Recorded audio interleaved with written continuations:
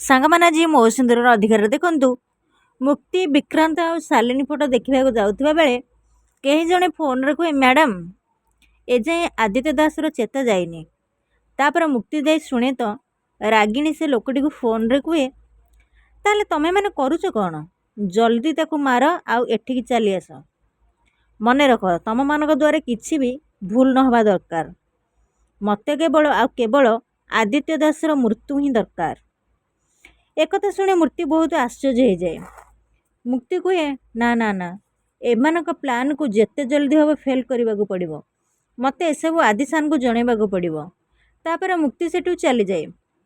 ମୁକ୍ତି କୁହେ, ମୋତେ ଜଲ୍ଦି ଯାଇ ସାର୍ଙ୍କ ପାଖରେ ପହଞ୍ଚିବାକୁ ହେବ ଆଉ ମୋତେ ଜଣାଇ ଦେବାକୁ ହେବ ଯେ ସେ ରାଗିଣୀ କିଛି କହି ଅଟକି ଯାଏ। ଆଉ ଦେଖେ ତ ସେଠି 2 ଜଣ ଗୁଣ୍ଡା ଠିଆ ହେଇଥାନ୍ତି। ମୁକ୍ତି ତଳକୁ ଚାହିଁ ଦେଖେ ତ ସମସ୍ତେ ବେହୋସ ହେଇକି ପଡ଼ିଥାନ୍ତି।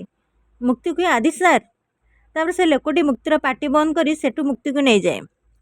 ସାଙ୍ଗମାନେ ଆପଣମାନେ ଯଦି ମୋ ଚ୍ୟାନେଲରେ ନୂଆ ଅଛନ୍ତି ତାହେଲେ ମୋ ଚ୍ୟାନେଲକୁ ସବସ୍କ୍ରାଇବ୍ କରିଦିଅନ୍ତୁ, ଛୋଟ ଲାଇକ୍ଟା କରିଦିଅନ୍ତୁ, କାହିଁକିନା ମୁଁ ଏଇଭଳି ଭିଡ଼ିଓ ଆପଣମାନଙ୍କ ପାଇଁ ସବୁଦିନ ଆଣିଦେବି। ଜୟ ଜଗନ୍ନାଥ।